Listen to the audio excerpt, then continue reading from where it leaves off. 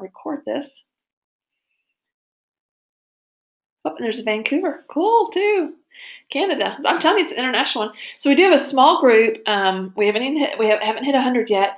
So feel free to ask any and all questions at the end when I take questions. And know that you can type them in now, and Laura is here as well, and she may be able to answer your question. But I will double back and go to the top. And what I'll do is if I see some that the group as a whole would benefit from, those are the questions I gravitate to first, rather than specific to your computer or a particular problem that you might be having with hardware or software, that kind of thing.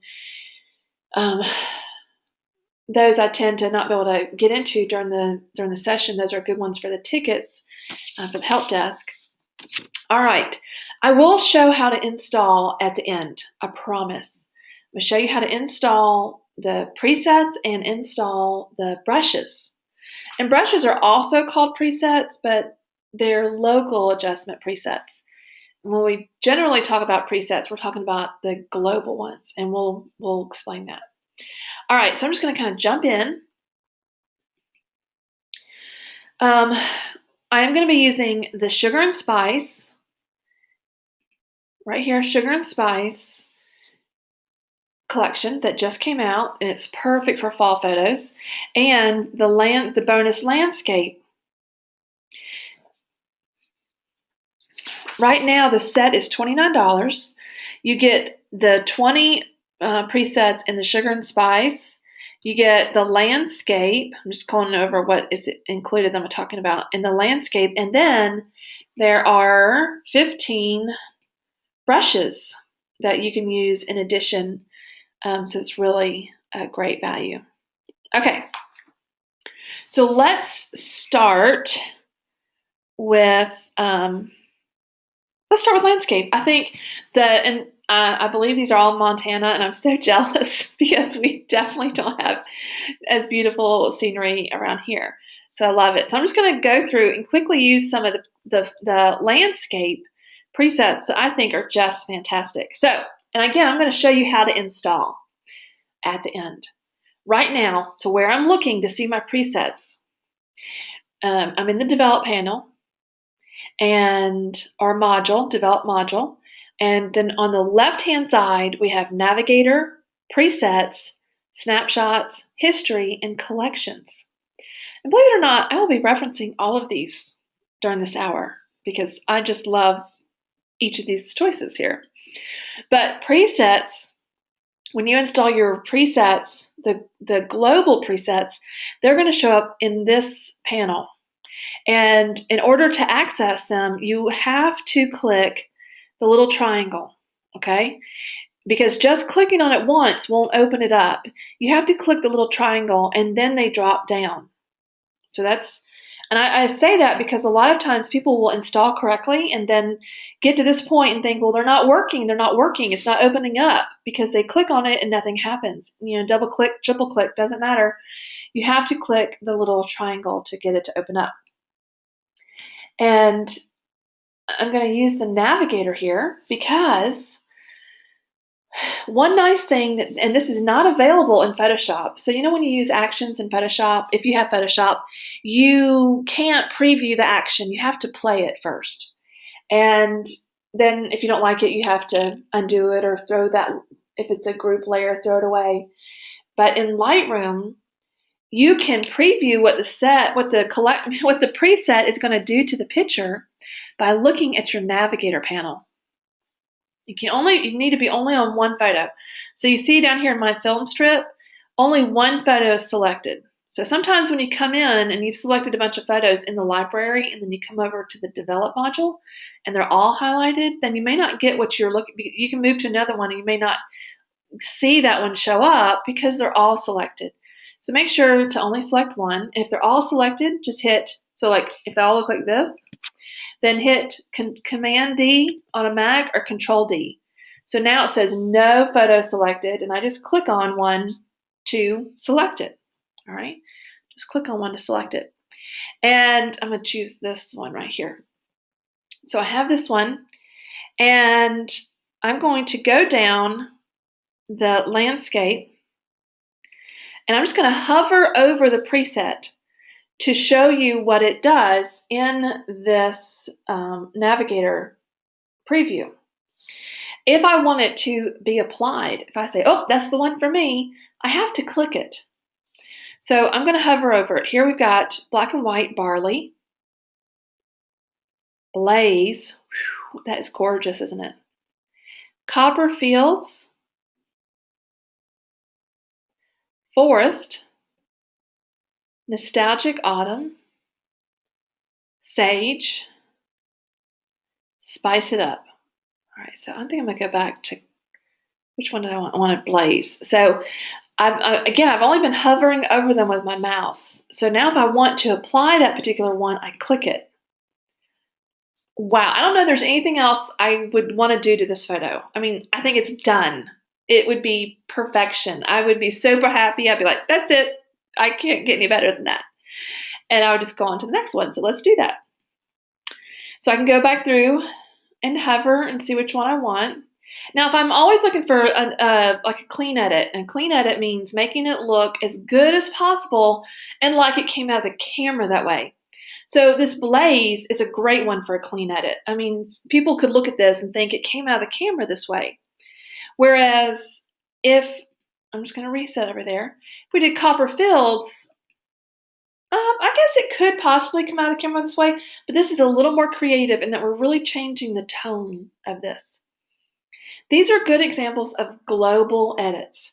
They're getting applied across the entire image. It's not discriminating. It's not where we have chosen to, only turn this area right here a particular color, which we could do with a brush. Global presets on this left side, they are using the panels. All these panels, basic, tone curve, HSL, split toning, detail, lens correction, effect, and camera calibration. It's using all of these, or some of these, and we can't pick and choose. So it's across the whole image. Whereas if we're using a brush, a radial filter, or graduated filter, we can isolate it to a particular area. There's a quick difference between the global, imagine my little hands going up with my two little fingers, little air quotes, global and local. So global changes are going to happen with the presets, and then local changes happen with the brush, radial filter, or graduated filter. Let me pause real quick to tell you that I'm at my husband's office where I do all of the webinars because I live out in the country, very rural, and our internet is not fast enough to do the webinar successfully. So I drive in about 40 minutes to my husband's office, and typically I do them in the evenings when they're gone, or on the weekends. However, because we're doing a daytime one, they are here, and their business is operating during operating hours.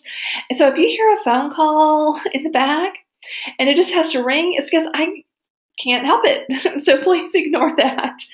Or if you hear some male voices off in the distance, that's the guys talking. So just kind of just filter that out if you can. It hasn't happened yet, but it may, or it probably will. It is a quiet day at the office for them right now, so hopefully it'll stay that way. All right, I should have said that at the beginning, and I'm sorry. Didn't put it on my list of notes. Okay. All right. So making sure, okay. Sometimes I just like to double check, make sure I don't have any little messages saying, I can't hear anymore. What happened to the audio? All right. So this was a one click. So we got copper fields, or we could try forest and nostalgic autumn. Now, I do want to caution you, and sometimes it's fine. So we're going to delve a little bit into using presets here. Sometimes you can click from one preset to the next preset with no ill effects. However, sometimes when you do that, you may actually have some carryover from, like, say, blaze over to copper fields. So you may not get the exact look that copper fields is supposed to, because we have a little bit of a holdover from blaze or barley, just the way the presets may have been created and or how they were saved and that kind of thing. So my suggestion for you, I'm going to reset the photo here. My suggestion is if you apply one and you're like, oh, no, that's not what I wanted, instead of clicking down to another one, hit Command Z on a Mac, Command and the Z key, like zebra, or Control on a PC, Control key and Z as in zebra. What that does is it backs you up one step. So it's going to undo that preset. Now you're back to your before picture. And we could do, so there is Nostalgic Autumn, which is beautiful. I love it. And if I wanted to then go just say, no, I want Sage, Command Z, back up, come down and click on Sage. Okay, that's just my personal preference. Instead of coming over here and doing reset between each one, I'll just do Command Z, Command Z, Command Z, because I'm on a MacBook Air. If I'm on my Surface Pro, I'm going to do Control Z to back up. So let me back up, and let's go to one that is a little bit dark. So if you think, gosh, well, I love it, but it's really too dark. And this applies to applying presets to any image, a baby or, a family shoot or wedding, what have you. Presets are not one size fits all. But with a few little tweaks, most presets will look gorgeous on any photo, but you're going to have to customize it a little bit. So for me right now, the shadows are a little bit too dark. We've got a little bit of a matte effect, and maybe that's really what it was supposed to. But let's say I don't like it that much. I want less of it. So I come in here, and what's happening here is our contrast and probably our blacks. So I can come and kind of reduce the contrast, move the blacks in a little bit, and get a little more of the shadows back, and just help with that. And the other thing I could do is a graduated filter, okay? And very quick and easy. Just you can go to exposure. I'm gonna go to exposure here and add a little bit of shadow. Increase that, and maybe just pull it up a little bit. And look, I'm just brightening it up just where I want it to be. Let's say just my personal preference. For another photo, the dark area around it might look perfect, but let's say I don't want to lose those areas. So I could come in and just brighten those up with a graduated filter. So don't give up on a preset just because you feel like overall it's too dark. It's your job to go in and refine it. Because presets are not one size fits all. Some are one size fits most, but none are one size fits all. All right. So now, okay, and I'm going to get into less. I just want to show a few more landscapes because I think they're just breathtaking. And let's say we want like Copperfields. Oh, I love it. And you want to, let me get into a different one here. Let's see. Okay. So with this one, again, if we say we want a little more brightness, just add in with a brush or a graduated filter and brighten that up. Or if you want to make the sky a little more blue, you can do that. This gives you a nice base to work on. And oh my gosh, it really did take this photo and make it look like fall, didn't it? Even more so. I love that. I just love it, love it, love it. Okay. We'll do one more. I can't help myself. I'm going quickly to before and after by hitting Y on my keyboard. Y. Okay, let's do. Blaze is, I got to tell you, it's so, it's just like, it is a one-click edit there. I love that. I'm going to back up.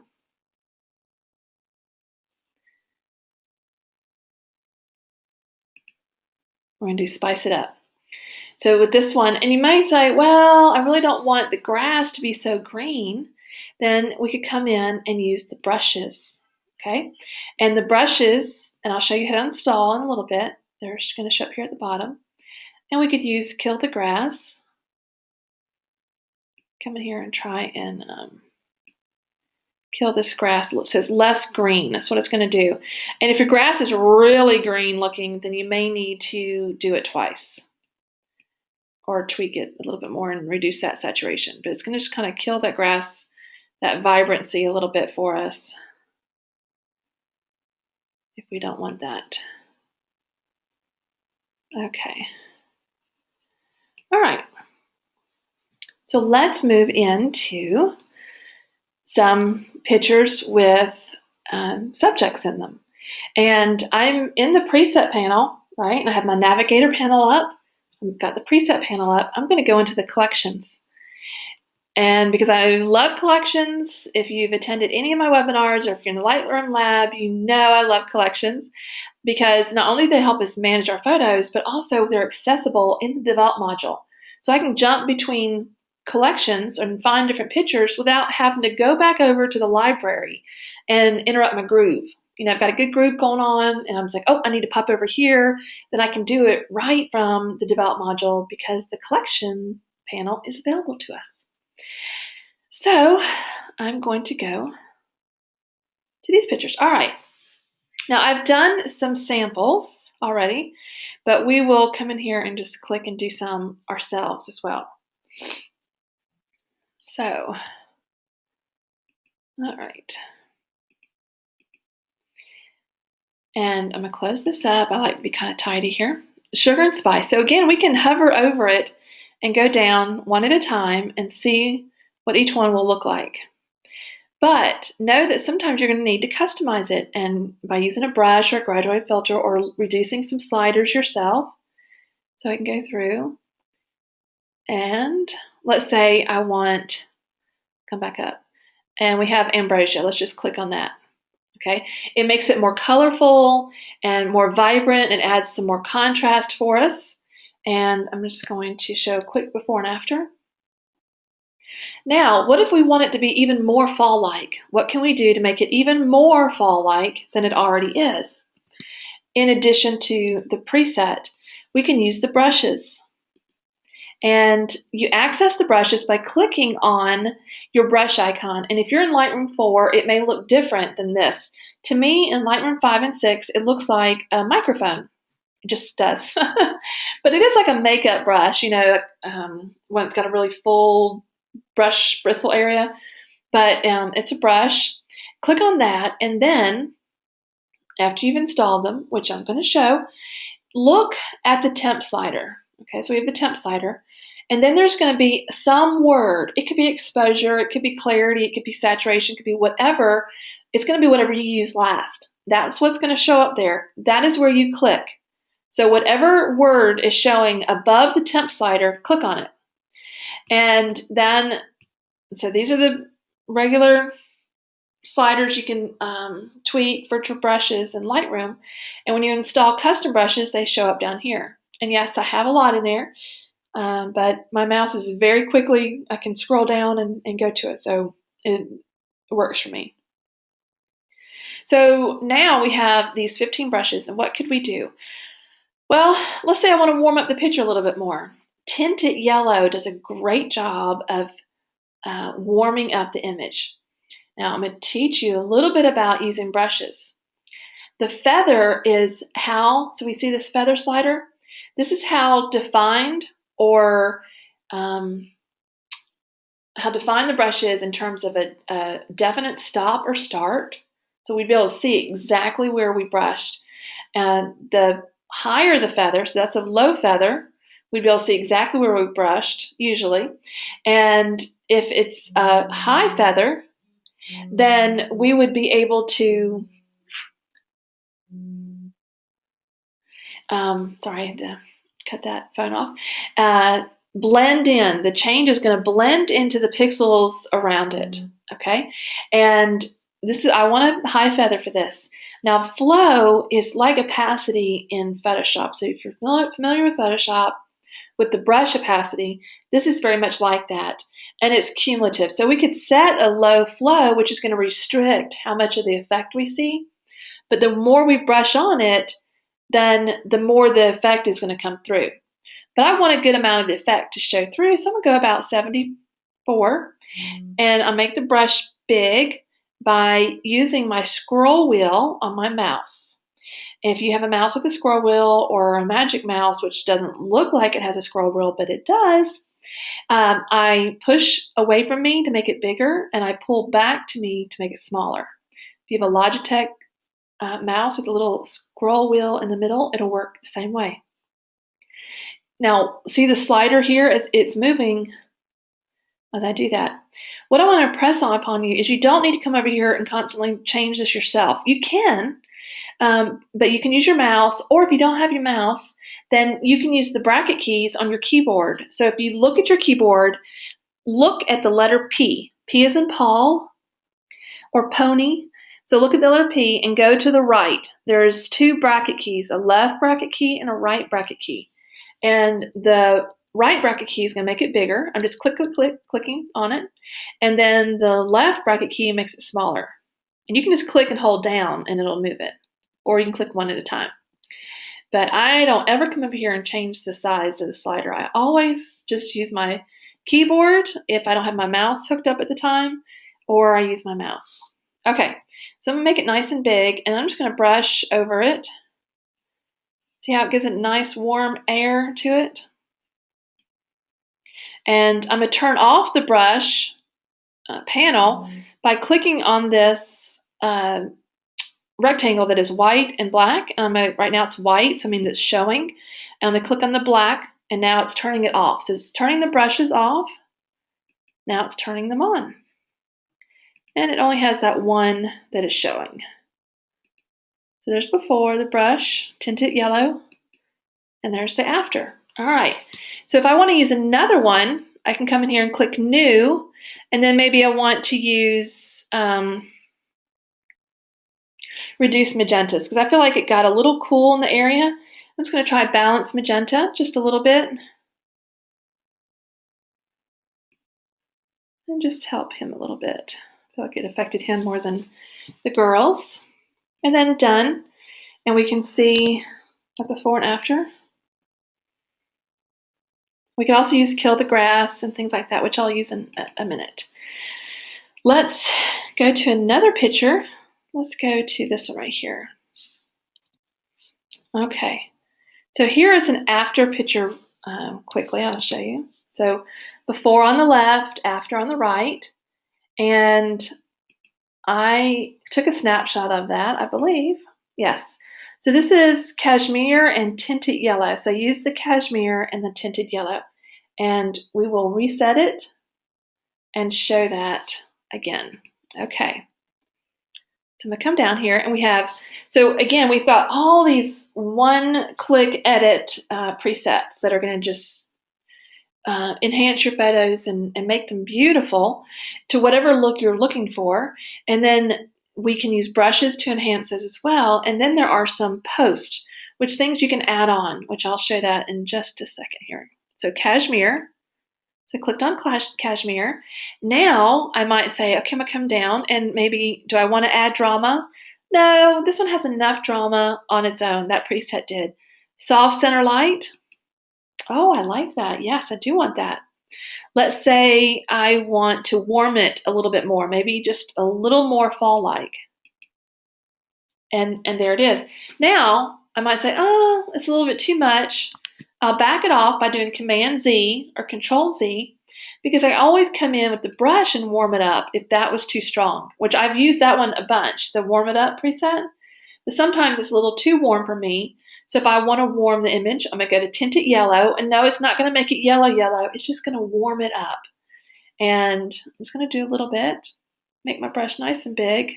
We could use a graduated filter, but let's do it that way.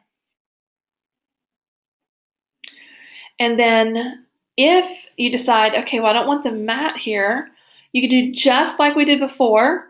And actually, there is an add light. So we could try that one and see if that will help brighten this up a little bit.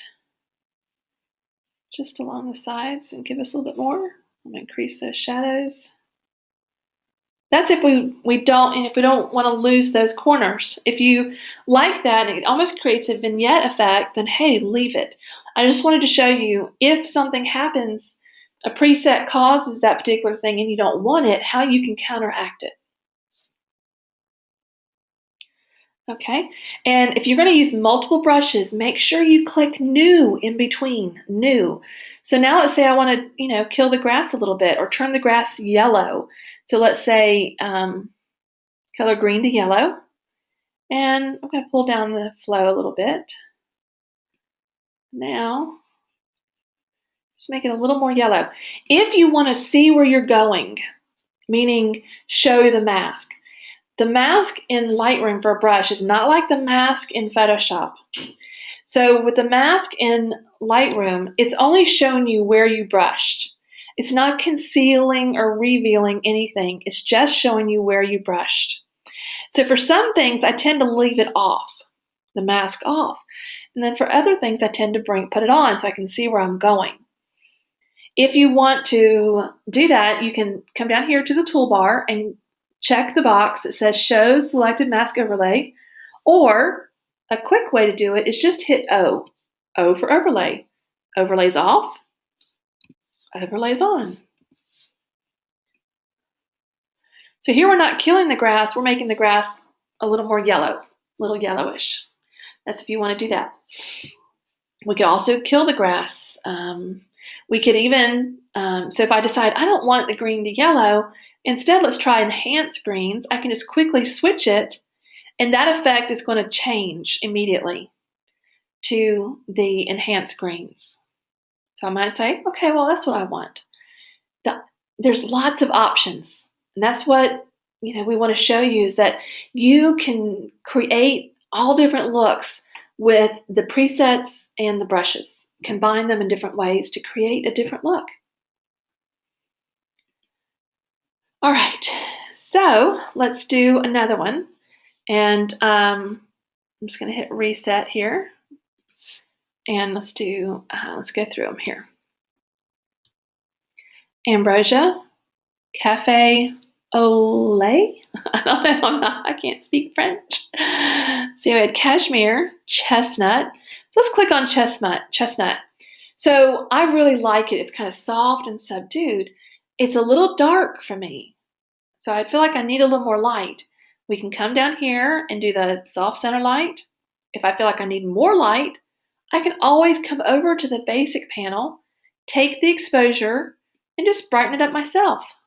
Just a little bit. If I feel like I want a little more contrast, let's bump up the contrast a little bit. Oh, there's the phone. All right, so we can do that. And then if we felt like we wanted to kill the grass, we could do that. You can also come in here. I tend to use for fall pictures, I like to tint it yellow, and that's just warming it up a little bit.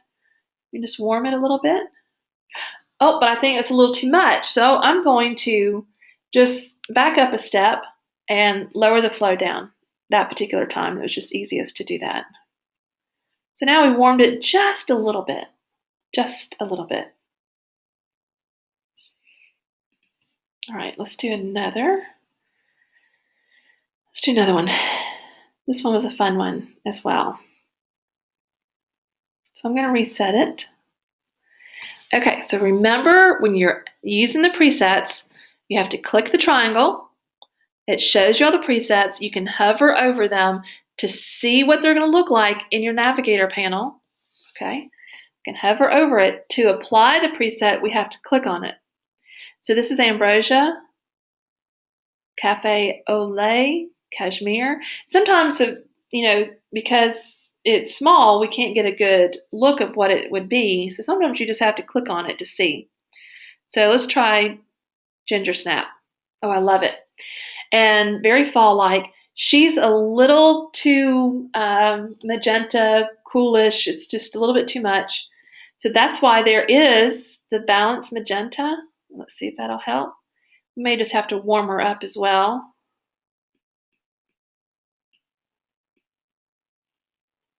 Okay, it's a little better.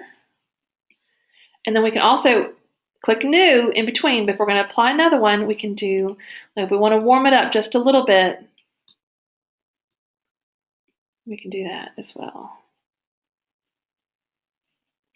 If you want to get a little more of the sky back, because we lost some of the sky with that, try this darken detail, and it may darken it enough to get a little bit of the sky back for us.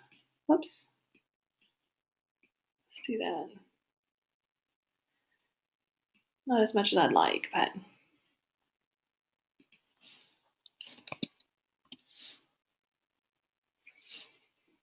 much more fall-like. I love it.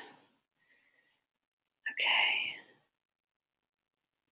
Let's come to this one right here. I love this picture. Okay, so I'm going to reset it. I'm hitting Y to go quickly from before and after. And the picture is beautiful all on its own. So just know if you're thinking it, I'm thinking the same thing. It's gorgeous. It really doesn't need much help at all. But let's do something anyway for fun, right? See what we can do. So we have ambrosia, and I'm going to click on each one so we can get a good preview. And I love the colors, but see the magenta that, I mean, she's kind of too pinkish. And so that's where we would use balanced magenta. I'm going to back off here and let's Cafe Olay Cashmere. Again, just a little too pink for me, but those brushes can help. Oh, I love this chestnut here. I love that. Okay, so let's come and use the brushes with this one. So I'm going to come in here and we're going to balance the magenta.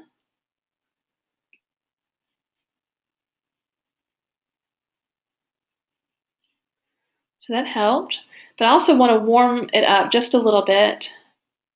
Tinted yellow. If you're like me, you're going to find yourself using that tinted yellow all the time. I'm just warming her up a little bit.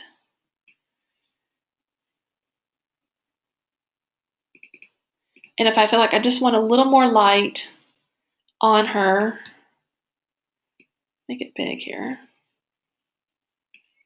There we go. So I'm going to open it back up real quick. So we can see before the brushes. There's before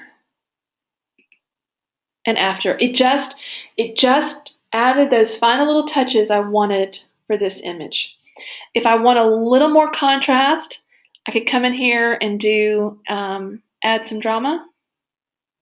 So just see, it just added a little more contrast. If I want more, it did some more for me, but now it's a little too dark, so I would need to come in and add something. Maybe I could come in and add the center light, but it's a little too bright, so to back it off. So it's kind of a fine balance. You know, you got a fine balance there. If you want to add a soft vignette, we can add that. Okay, so I told you I'd use every panel on this left side, so let's use it. Let's make a snapshot. It's my mission in life that everybody should, no, it's not my mission in life, but it's my mission with teaching Lightroom that everybody should know how to use a snapshot or know how to create one and use the feature. So how you create one, really simple. One way is you can come to the snapshot panel and hit the plus sign. Whoop, there you go. Now it's giving us the date and the time. So you can just leave it that way. At this date and this time, this is what this image looked like. Because that's what a snapshot does, is it captures the moment in time. Or you can name it something. So I have already forgotten, I have a terrible short-term memory, already forgotten what preset. So we use chestnut. So I'm going to call it chestnut. And I'm going to say plus brushes. So I know kind of what I did. We can come back. Now, I told you it was moment in time, right? Well, now I can come back and say, I can look at different moment in times because they're all still there for me. There is ambrosia plus balanced magenta. Here is majestic gold and brushes.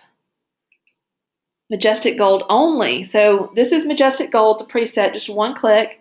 And then I use some brushes to just kind of make this little area look a little more light and airy and pinky. If I didn't like it, okay, so here's the thing. What if I say, wish I hadn't done that? These little gray dots are pins, meaning where I used brushes. And right now they're showing up for me because my brush tool is still active. If my brush tool was not active and I hovered over it, it's not going to show it for me. okay? But if once my brush tool is active and I have it set to be automatic, meaning when my mouse goes over the picture, it's going to show me the pins. The pins are just where I started brushing with any one particular brush. And I can come over here and just hovering over it is showing me where it was applied. So I know this is the one I want to get rid of. So I just click on it and hit delete. And now it's gone. Or, let me back up. There it's back. I clicked on it, it's active. I can always come over here. Okay, it's active. And turn it on its side and let's reduce the amount that is showing. Okay, so it's not as effective. Or we can just get rid of it altogether. Either way. And I'm just going to get rid of it altogether. The nice thing too about the snapshots is once I have tweaked a particular one, I can always update it. So now I'm going to right click on it and I'm going to say update with current settings. So now the majestic gold and brushes shows this instead of that other one that had the brush over here. Okay, you can only export. I can export right now. So if I chose to export, this is the version of the picture that will be exported. If I export tomorrow and I'm on this one, this is what will export. Only one at a time. All right. Now, if I made 15 virtual copies of this picture, all right, the snapshots will go with it, so I can access all of the snapshots in any one virtual copy. It's a lot to take in. Got other stuff to do. We'll let it sink in for a little bit. I'm sure there'll be questions. Okay. So let's go to another one and we'll create a few different pictures. Let's say I wanted to do this one. Okay, we did this one of the family. We're going to work on this one of the family. Okay, go back to presets, come down to the sugar and spice, and we have Velvet Dusk. I think I've used this one before, but we're going to use it again. So I love this one, but it needs a little brightening. So you could either brighten on its own in the basic panel, or you could use, the center light. That's another thing you could do. Try that, right? But I feel like it needs a little bit more, so we can come in and do the add light. Oops. And I can just brush over what I want to brighten up. Be careful when you do that, you want to make sure that it blends in and you don't create halos. So if you're getting real particular and it's just on people, and if I try to just get on his face and just his jacket and just his pants and just her, and I go outside it a little bit, we might end up with some halos. But if I purposely have a nice big feather and I purposely go outside of them, then we don't have the halo effect as much. Okay.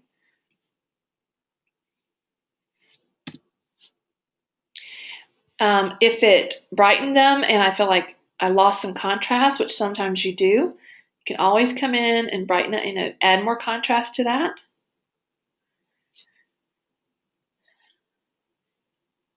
Let's say I want to add, let's do a little more drama. Oops. Drama. And let's do a soft vignette. Okay, I like that. Maybe I want to warm it up a little bit more. Okay, I like that. We could always come in and use those brushes if we wanted to do something else with it. Maybe kill the grass. Maybe change those leaves from green to yellow, or yellow to a more of a plummy color. You need to be kind of use a nice small brush when you do that. But maybe we want to make these leaves a little more yellowish.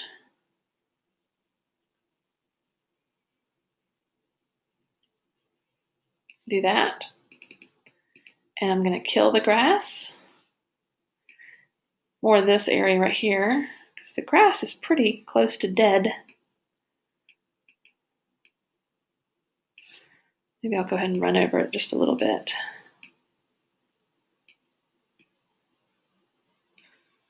All right, so we made it just a little more fall-like, just a little bit more. Now, I was going to show you one more thing with this one. You can always, actually, let me just go to another, I'll quickly show before and after.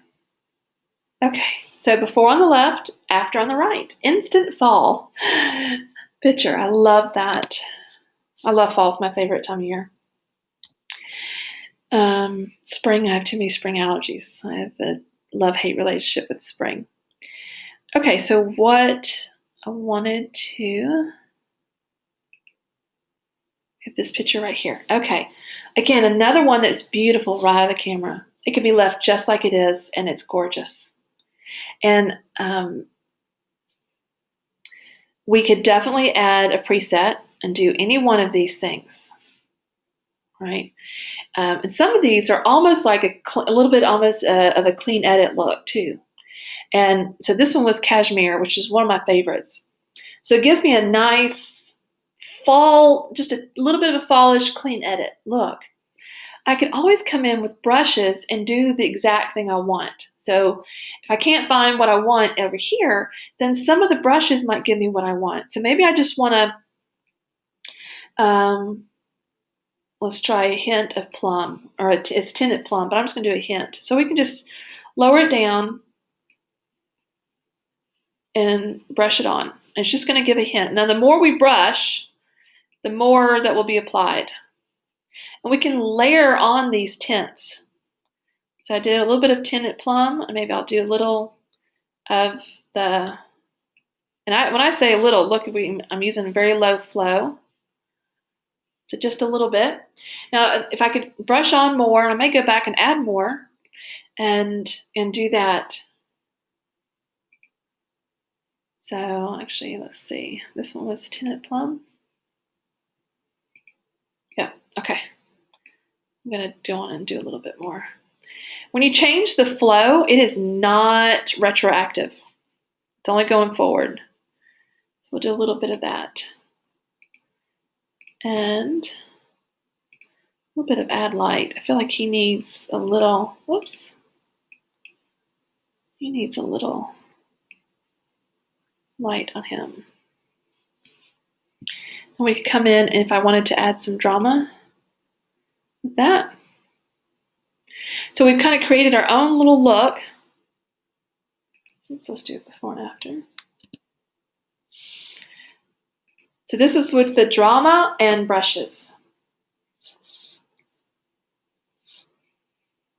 So the brushes can complement the presets. So the presets can stand alone. The presets can be complemented with the brushes, or the brushes can stand alone if you just want some smaller effects for your image. For your image. I think that's slurred together. For image. For your image. Okay. And let's do one more, and then I'm going to take question, or then I'm going to show how to install. And oh, and I do need to, let's do something to show. Okay. I'm going to show how to get the brushes off of an area you don't want it to be, or use the brushes as a graduated filter as well. All right. So let's come through and just do, so we got Ambrosia, Cafe au lait, which I'll tell you, these brown and whites are just gorgeous. I love them. They're just beautiful. All right, so we've got cashmere. Now this one, I love it, but her face is a little bit dark and a little bit, I feel like I need to fix the skin tone a little bit. So we come in and let's just do a little bit of add light. So I'm just going to brighten her up just a little bit. Click new in between your brushes. That's so important. When you go to change your brush to do something else, click new. And there's a phone call going on right next to me. I hope y'all don't hear it too much. Okay. So see how that fixed that problem? Now, I would still work on her under eye circles and things like that, but that I would do with the Perfect Portrait brush collection, which I feel like is a must-have. If you don't have it, you need to get it. Just my personal opinion. But for this, it did fix the color issue we had. I'm just going to get it down here too, right there. All right, Click New. And let's say we want to maybe add just a hint of blue tint, a little bit, just to, let's see what happens. Just a little bit. Get more of a different look to it. We could do that. New, maybe I want to warm her up just a tad. You could always, again, warm up over here, but it's a global. It's going to do it across the board. So if I do warm it up here, it changes those colors, doesn't it? So let's back up, and I'm just going to warm up her face. Okay. Now, anytime you install brushes, presets into the local adjustment presets folder, and they show up in your brushes, they will also come up as you're in a graduated filter. So I clicked on graduated filter, and now let's say I want to do dark and detail, let's say. Just for instance, I'm not saying this is what we should do with this photo. This is a good example. So when you're doing a graduated filter, it comes up like a little plus sign, and you just click on the outside of the photo somewhere, click and drag. So let's say I want to do that to right here, maybe balance that darkness. So kind of dark area over here, now we got a dark area over here, and it goes on gradually.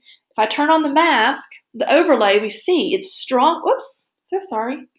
It's strongest here, and then it tapers off. We don't see as much red, right? But we do see some. So some of it is falling on her. We can see that if we just turn it off. There's before, there's after. Some of it is falling on her. In Lightroom 6 and Lightroom CC, this does not work in Lightroom 5 or 4, okay? Lightroom 6 or CC, you can, while the graduated filter is active and you're in your particular pen, see it's got a pen just like a brush does, click on brush. See the word brush? We have new, edit, and brush. Click on brush. Now click on erase. And now I can come in and we see the mask, and I can erase it where I don't want it to be applied. So we can see where I can get that off. Okay. Now I just noticed her hair is colored here, so I'm going to use a brush, and we're going to go to Balance Magenta, do the 100%, and let's get this off her hair.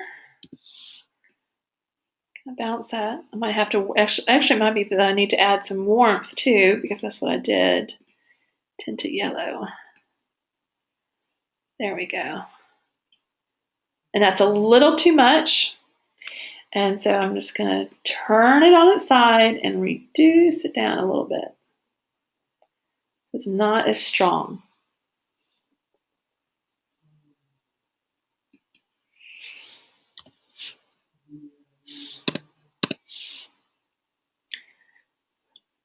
All right.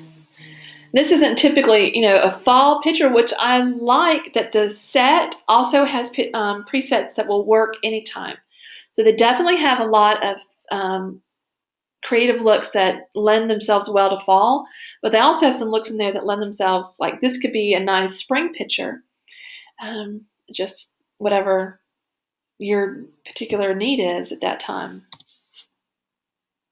Okay. So it's at 3:51. I'm going to show how to install the presets, and then I'm going to take questions for at least 10 minutes, if not longer. All right. And so, presets. I want to preface this by saying that I know there is an alternate way out there to install presets. It is not the way I prefer. So I'm going to show you the way I prefer and the way I've been instructing for the past 5 years on how to install presets. If you have followed the other way and it works for you, keep on doing that. Don't fix what's not broken. If you're brand new to Lightroom, say you haven't even bought these yet, you're thinking about it, this is for you. You can follow these steps. And don't worry about that other way. And just know, with Lightroom and with Photoshop, Adobe has created multiple ways to do the same thing. And they do it because certain, one way might work for one person's the way their mind works, and then another way might work for a different person with the way their mind works. One way isn't necessarily better than the other, it's just what I prefer. Okay? All right. So, step 1 of installing presets is to download them. So let's pretend that we have it and we would go, go to your email and you would click the link. It's going to take you to the page where it says download and you download it. Now, the download typically goes to your downloads folder. And yes, you're looking at a Mac, but this works for PC as well. If you have everything set to go to your downloads folder, you're going to then go to your downloads folder. All right, so I'm going to click on Finder.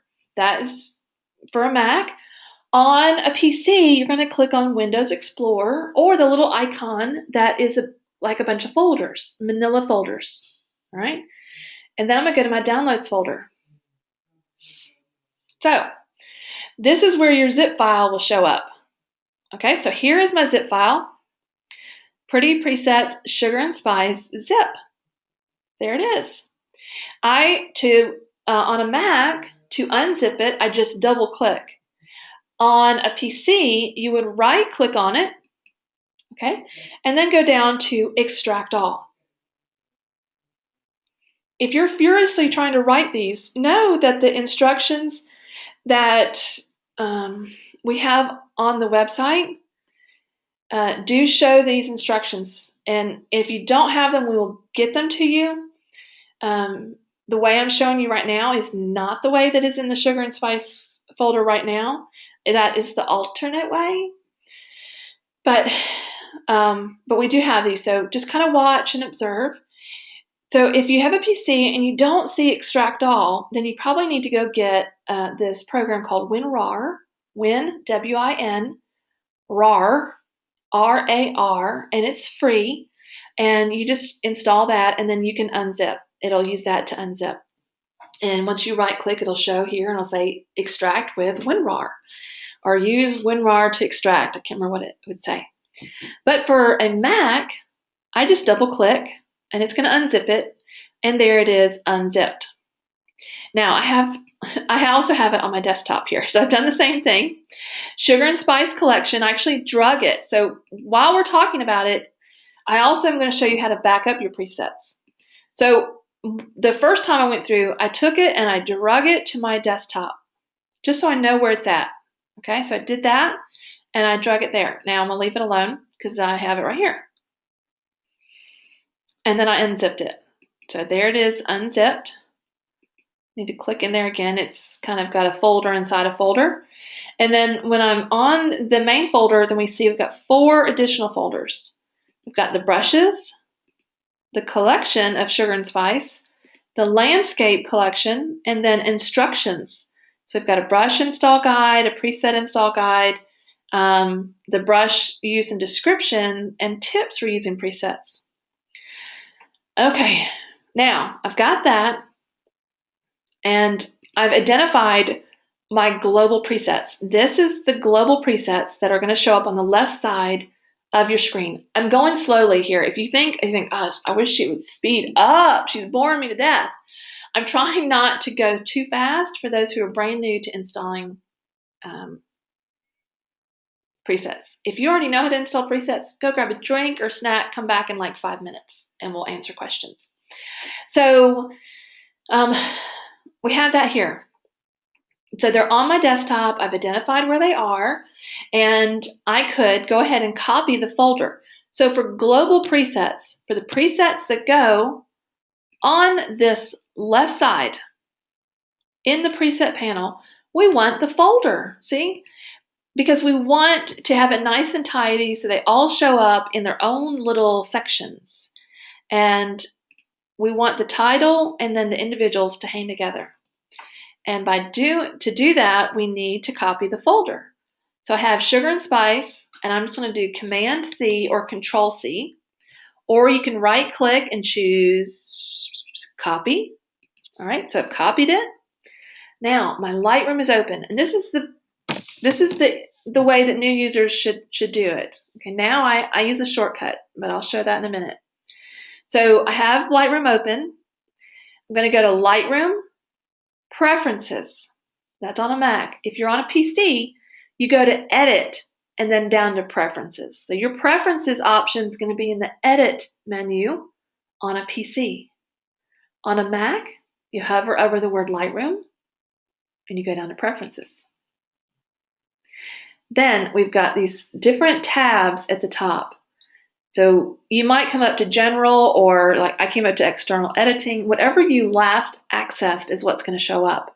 You need to click on the Preset tab. So I got the Preset tab.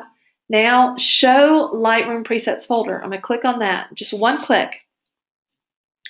Then I'm going to have another window. So I've got two Mac Finder windows open. Or if you're on a PC, you'd end up with two Windows Explorers open. The one you originally had, and now this one. So we got Lightroom, and it might show different. It depends on how you have it set up. So it might look like this. Okay. And a lot of people get stuck on the fact that their screen doesn't look exactly like whoever's doing the instruction video or the install guide, because the system we have may not look exactly like what you have set up. Don't let that trip you up. It is just a different way to show the exact same thing. So here is, let's see, I double clicked into it and we've got Develop Presets folder. That's what we're looking for. If I have it like this, then I need to go and there's Develop Presets. If it's like this, so here I'm in Lightroom and Develop Presets. And it could be like that. So don't let it trip you up on how you do it. Okay, just get to it. Double click on the Lightroom folder, and whatever you see, just look for Develop Presets. So I've clicked in it. You don't have to you can open it up, you can go into it, doesn't matter. I'm just going to do one click. Lightroom, my Mac knows now that this is where I am at presently. And then I can right click and choose Paste Item. Okay, so it pasted it in there. I'm open it up. So now I've got two, okay, for purpose of so that you could see it, I've got sugar and spice and sugar and spice. Just so you see there's two, I did it two different times for you.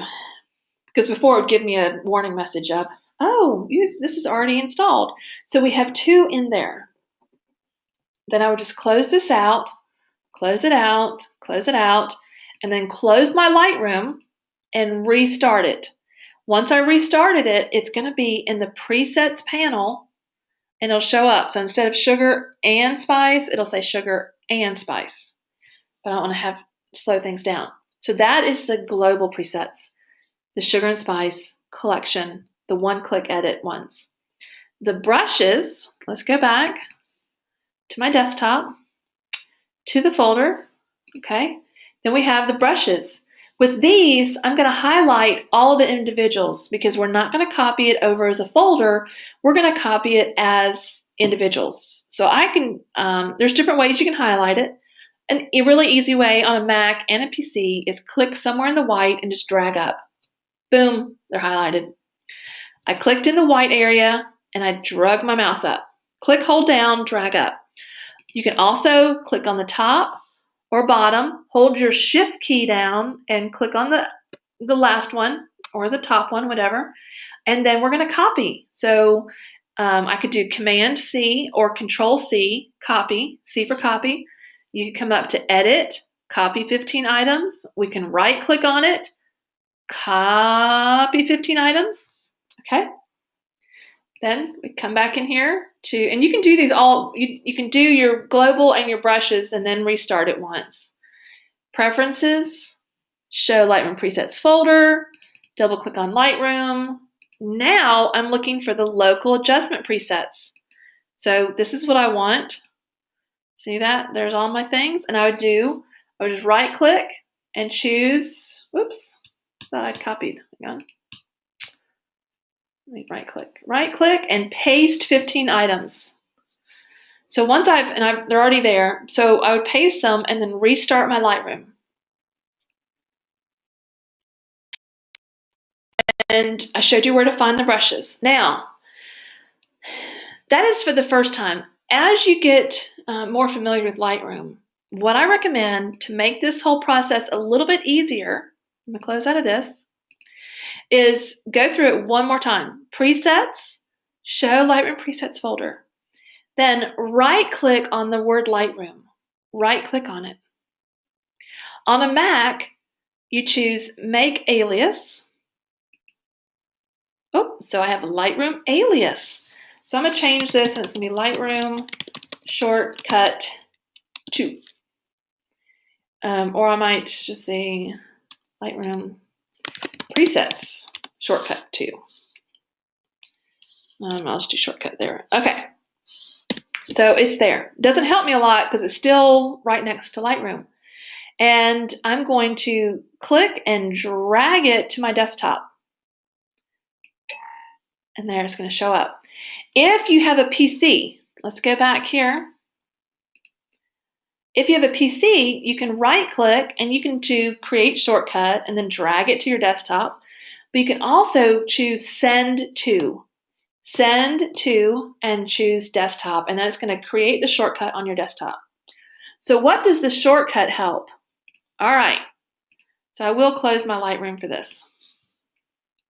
So I have downloaded new presets, okay, and they're in my downloads folder, and I drag them wherever I want them to go. Okay, let's just say these landscape here, I'll just drag them to my desktop.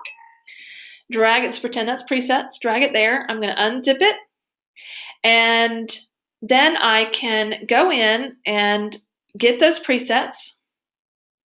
So a landscape, I'm going to do Command C or Control C on a Mac, or Control C on a PC, Command C on a Mac. Then I'm going to come to my shortcut. Oh, there I am. I could get to these without ever going through Lightroom, and then develop presets and then paste it in there. All right, then I open up Lightroom and they're there.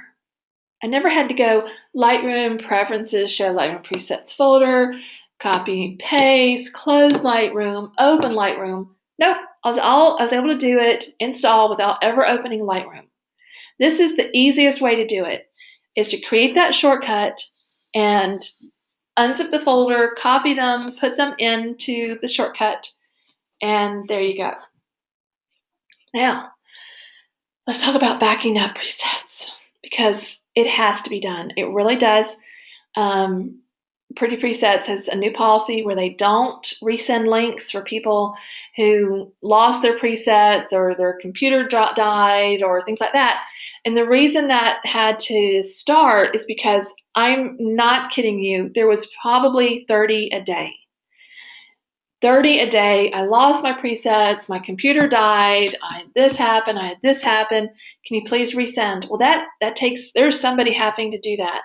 And we encourage you to back up those presets. It's so easy to do. So I'm going to show you how to back up. Let's say you want to put them all on an external drive, like a thumb drive, or I have a Seagate. So I have my Seagate back hooked up. You can just do the zip file. Just the zip. So you can do them one at a time. As you get them, you can back them up. So I'm just going to take this, and I can just drag it over here to my thing, and there we go. There they are. I would create a folder for presets and put it there. Or, okay, this is still there because it copied it. It didn't move it. It copied it. So now I say, instead of doing it that way, let's put it in Dropbox. So I'm going to take this, and I can always just do Command C. That's another way, Command C or Control C. I have my Dropbox set up in Lightroom and paste it in there, okay, into a particular thing. I'm doing it for speed here. Then I have my presets at Dropbox or at my hard drive. The other way, if you don't have all your zips, okay, that's okay. Access the Lightroom folder. So I'm going to go to my shortcut, develop presets. Oh, all my presets are there. So all I have to do is do Command C or Control C, go to my drive or to Dropbox, either one, Files from Mac Air, and let's say I create a folder, new folder, and let's do backup presets. And now I'm going to do Command V. And there I've copied over all the developed presets. All of my presets are backed up on this hard drive or at Dropbox. And then I could do the same thing. Okay, let's do the shortcut again. I've got like all these shortcuts that I've done over examples. I can delete them. All right. Then I would do the local adjustment ones. Command C or Control C, or right click and choose copy. And then I can go to the drive, external drive, and let's see, backup presets and Command V. There we go. And I have all my brushes backed up. So if something should happen to the drive itself, the computer, the laptop, then when I get a new laptop or I get a new drive, and I'm telling you this because right now my PC desktop is at the computer doctor and it's been there for 2 weeks because it's really, really, really sick. And I may come back with a whole new drive, so I'll need to reinstall Lightroom, and then I can just take my presets and copy them back over to the folder, and there you go. They're all there. So it's very easy. As soon as you get a new preset, you need to back up. You need to back it up. All right, so I am done preaching. I'm ready for questions. And I say all this with love, I promise.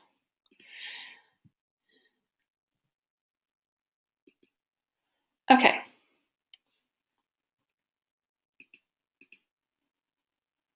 Oh, Judy, I love you. Oh, that's the sweetest thing. We're actually talking about that, a Lightroom Lab like 201 type thing, and that, but won't be like till the spring. Okay, all right. So can you apply globally to a preset and add locally another one, like for the sky, for instance? That's a great question. So let's go back. Let's go to a landscape.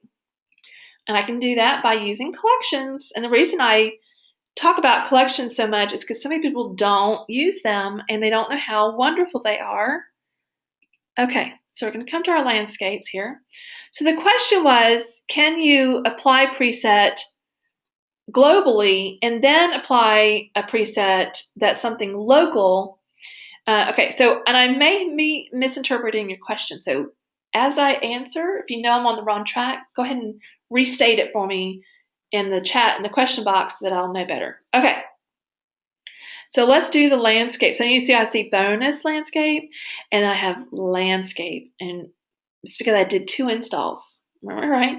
And I had changed the name of that as an example. So for me, like if you want to get rid of the bonus part, right click and choose rename, and then I just took it out. Okay, but that's what I did. All right, so landscape, and let's see if we do blaze. Oh, that's a little bit too much for me. So I'm going to back off. Copperfields. Okay, so I really like this one, but what if I want the sky to be a little more dramatic?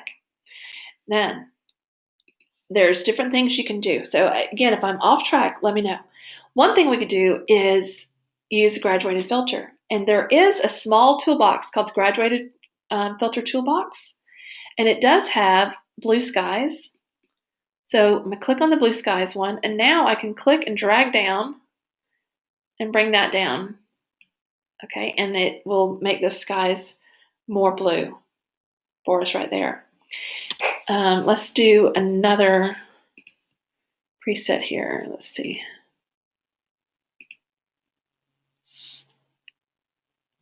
All right.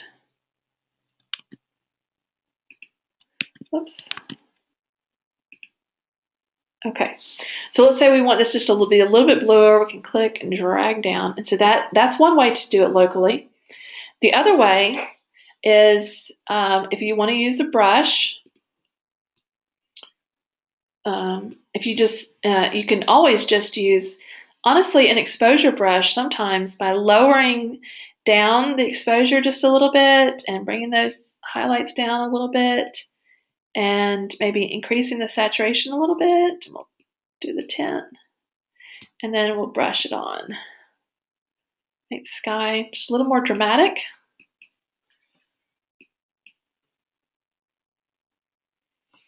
You can do it that way.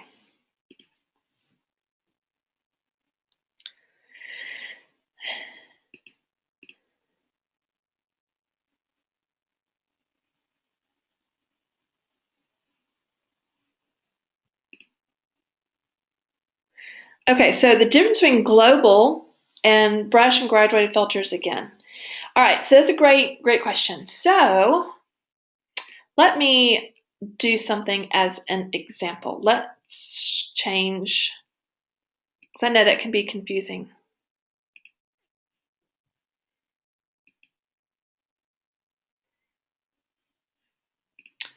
Let's use this one as an example. Okay. So I am going to click on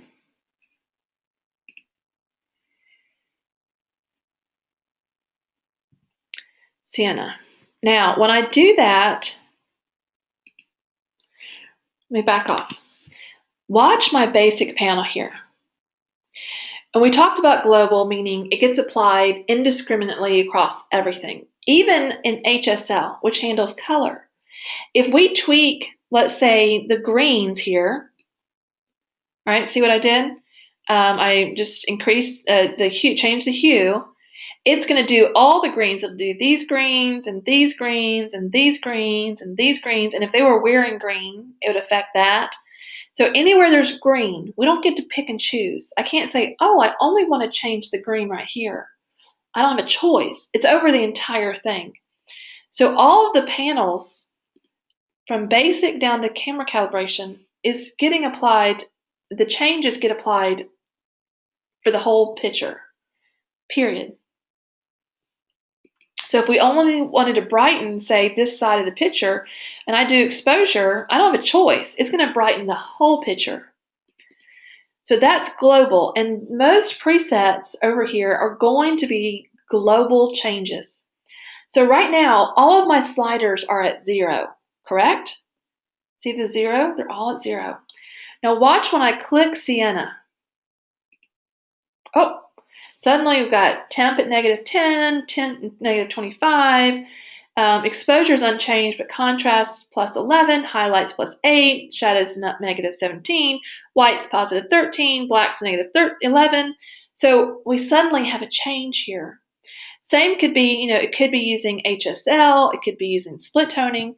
We just don't know. So it is going to apply it globally. And one thing to know too is that we can't layer presets because the presets may be using these same sliders and they cannot be at 2 places at once. So if I say, oh, I love Sienna, now I want a touch of cashmere. Nope, I don't have a choice because now cashmere is not utilizing any of these. It's utilizing probably HSL or tone curve. I don't have a choice right now because it's overruling that to apply those other changes. Let me reset. Let's try. So we got ambrosia. This is a good example. So ambrosia, and I cannot layer with sienna because they would be competing for the same exact sliders. Now, what's nice though is we have ambrosia. We can always layer on a graduated filter or layer on brushes. So that's something that you can do. There are some workflows like Clean and Creative Advanced, and those you can do step by step to create a custom look because they're only using one panel. So one section may only use tone curve, another section uses HSL. So we're able to layer on these effects. That's in Clean and Creative Advanced and the black and white workflow. Color Lux to an extent does that as well. All right, so then with brushes, it doesn't matter. We can layer on as much as we want. So we could come in and say, all right, we want to tint it yellow. Say we want to tint this part yellow, which is just warming it up. So I could tint this part yellow. Then I could come in and do another one. I could say, no, I want to tint part of the image blue. So now I could tint this part blue. Not that I would. I'm just saying we could. So we can layer on effects, and they're very local because that's what these are. They're local changes. And I'm saying this spot I want to be blue, and this area I want to be warm. And we can just make it what we want. So I'm changing it to brown. I could change it to plum, all right, which might make a nice effect. So that is the difference between global, and these are all global, versus local, which is the brushes, the radial filter, and the graduated filter. Okay, virtual copy. I know I am a snapshot fan, and people tend to know more about virtual copies than they do snapshots. So when I come in and say, I don't like virtual copies, they're like, what? Because I'm rocking the boat. I'm a boat rocker. You can ask Laura. So, and my husband, literally, because I'm not very still on a boat. So, much to his chagrin. So if I want to create multiple versions of the same picture, just say I've got a client and I'm not real sure what they're going to want. They may want just a clean edit. They may want like a hazy vintage look, and they may want a black and white. So let's say I'm going to go for 3 options for them. And I could create a virtual copy. So right now I don't have any virtual copies down here.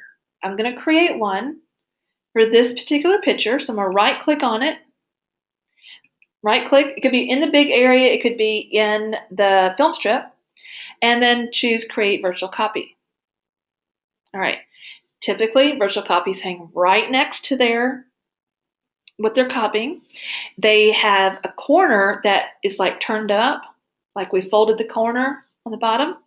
And so here's the original. And look at the name. We've got chestnut1.jpg. If I click on the copy, so now we have chestnut1.jpg/copy1. So it's the first copy. If you have made any snapshot, so a virtual copy, if you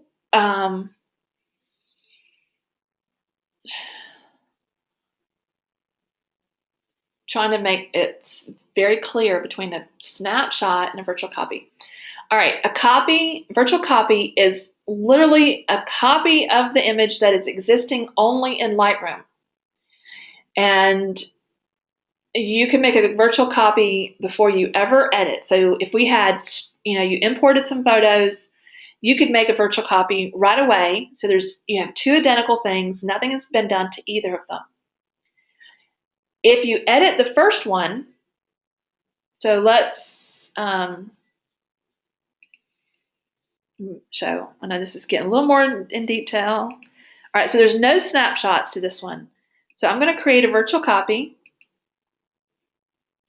I'll create another one. So I've got 2 copies and original. I've got 3 versions. The original. I'm down here at the bottom. Let's see if I can make this any bigger. Here we go. All right. So I've got the original. I've got copy 1, copy 2. Now, no changes were made to the original, so there's no history, which history doesn't come along, but snapshots will come along with virtual copies. But I made no changes to the image. So now I would have to edit each one individually, and that's fine. Some people don't mind. And what's nice about virtual copies is I could highlight them once I've made the changes and export all of them at once. Now, so that's virtual copies. They are different versions of the same picture. I'm on this one right here, and I have some snapshots. So I'm trying to, when I have more snapshots of, let's see.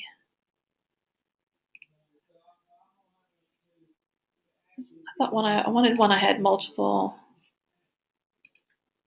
Okay, so here I have 5 different versions of this picture. Okay, and let's make some virtual copies now. Right click, virtual copy. Right click, virtual copy. So now I've got 3 as well. I've got the original with my snapshots. I have a virtual copy with my snapshots. I have virtual copy 2, meaning the 3rd version, with my snapshots. So now I could come in and say, okay, I want this one to be just majestic gold, and I want this one to be chestnut, all right? And then I want this one to be the ambrosia. So now I've got 3 versions of the same picture, and I only edited and kept my workflow confined to one, the original. And I can highlight all of them and export file, export, and have 3 different versions right away. Now, when I go back to the library, it bothers me to no end to see multiple versions of the same picture looking at me. It just drives me batty. I would like to see one version of the picture.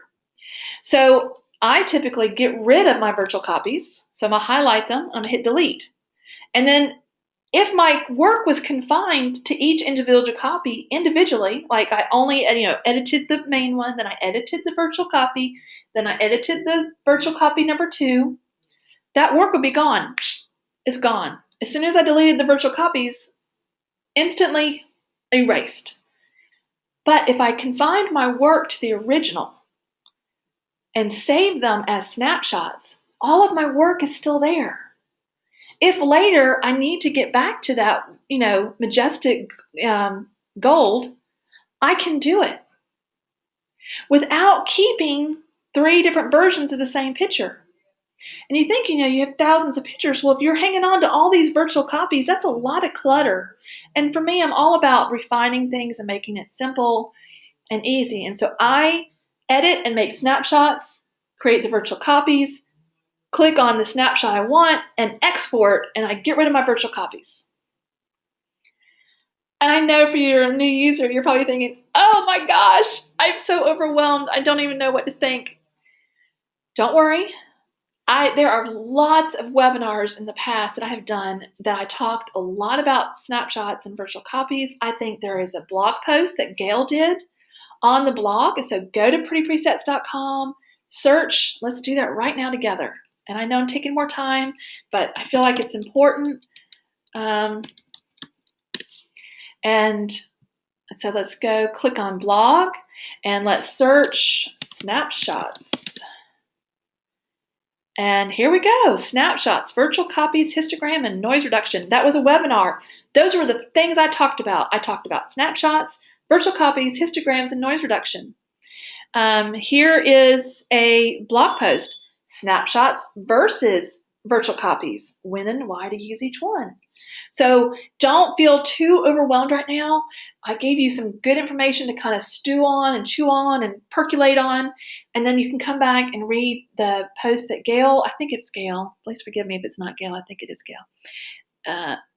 That Gail wrote on snapshots versus virtual copies. Okay, so listen, it's 4:25. I know I always go way over. I do want to say something really quickly. So if you're watching this, because I've recorded this, if you're watching it and you're thinking, okay, this is all fine and dandy, I still haven't decided if I want to buy this set or not, because this webinar was specifically scheduled to help people, one, kind of get a good idea of the different looks you can do or create with the sugar and spice. But number 2, and honestly more importantly, is to help equip customers who have purchased it with the ability to use it, to how do I use these presets? How do I use these brushes? That is what ideally this was about, is to equip you with the knowledge and how-to steps to use what you purchased, because that's what we want. We want you to be able to use your products to help save you time, to help you enjoy Lightroom, help you enjoy your photography more, and spend less time getting frustrated, and be able to just click and do this and use those brushes to create the looks that you want. So we wanted to help those who've purchased it use it, know how to use it. And secondly, although I did say it first before, secondly, to help those who are maybe considering it see all the different things that you can do with the set.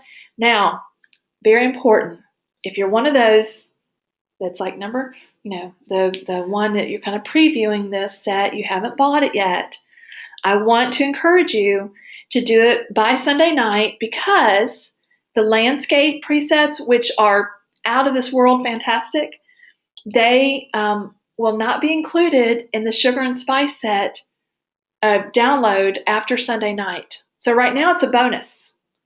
You're getting it along with it. And you're getting 20 presets here in sugar and spice. You're getting 9 landscape. You're getting 20 here, and then you're getting 9 post, different things you can add to it, the drama, the center light, the vignette. You can cool it and warm it. And then you're getting 7 landscape presets, and you're getting 15 brushes. And I love the brushes. Love, love, love. I love all of it. I love everything. So that's what you get until Sunday night. And after Sunday night, the landscapes get sucked out of the download. All right. And they won't be included anymore. So I hope that this was helpful. We will be doing this again on Sunday night. So if you kind of feel like you want a repeater, and you say you signed up for that Sunday one, and then you thought, no, this would be better, so you signed up for this one too. If you have that seat, you can always attend and sit in. A lot of times repetition does a great thing for people, because especially if you're new, it can be very overwhelming. But when you hear it again, you might pick up a few new things and think, oh, I get it now. I understand what she's talking about. I see. Hopefully ideally, that's what you would experience. All right. I think I have done everything. Let's see. Okay, last question. How do you use the brighten center? Is that a brush? It is not a brush. I bet it is it's probably a radial filter. Let's use the brighten center. Let's reset. And I know I always say last question, then I go on and I do more. And I know it's just a little aggravating, and I'm sorry, I just kind of get carried away. So let's do Harvest Moon. Okay. Harvest Moon, and then I'm going to come down and do I keep scrolling too fast. Let's do the soft center light. Okay, so let's say we use it and it's a little too much. It's a radial filter. I'm pretty sure. Yep, it is. There's the pin. So if it's too much for you, just click on it and just come in and lower it down. Although it's not much, it's only a plus 60. So we can just go click and just reduce it a little bit. Or what if you say it's great, but I only want it on a particular area? You can always, let's have to move it a little bit here and make it smaller. But typically it works really well right where it's positioned, but she's so off center that it may not work as well. So we'll do it like that. Okay. Well, so let me turn it back on so you can see. So here is before it. Oh, did I hit the brushes? I did. Okay, pause off my center. Oh, that's the graduated. Okay, I want the radial. Okay. There's before the soft light center. And there's after. And you can always use erase too. You can go to brush and we can say erase. And maybe I don't want quite as much on her face. So I can erase some off her face so it doesn't brighten her up too much. But I have found for the most part, the soft light center that they have in there is perfect. Okay. Serge, I'm so glad. I'm glad. I thank you for coming all the way from France, and I'm glad that you're able to get some good value out of the webinar. The $29 price is good till Sunday night, and the recording will be out probably tomorrow or Saturday.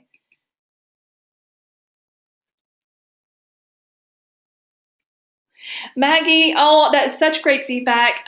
She said she's feeling less intimidated now when using presets. And she learned a lot and took a leap to start shooting raw. Oh, that is fantastic. I'm so glad. And thank you all for coming from around the world today. This really was the most global webinar I think we've had in terms of the majority of the people were from outside the United States. So it was fantastic. And well, for those who told me where you're from, because we did have a lot, we had some that were in the States too, and we have a lot of people who don't put where they're from, and that's okay too. But that's it. Y'all were fantastic, and let us know if you have any other questions. You can put them in the group or on the Facebook page, and we are here to help. There are a lot of people in the group that are like moderators who can help answer questions as well. And Gail, Amy, Jesse, and there's more. And I'm sorry if I don't know your names yet. I apologize.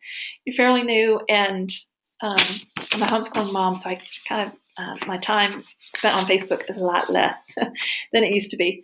But y'all have a great afternoon, and if you want kind of a refresh and you have a seat on Sunday, come join us Sunday.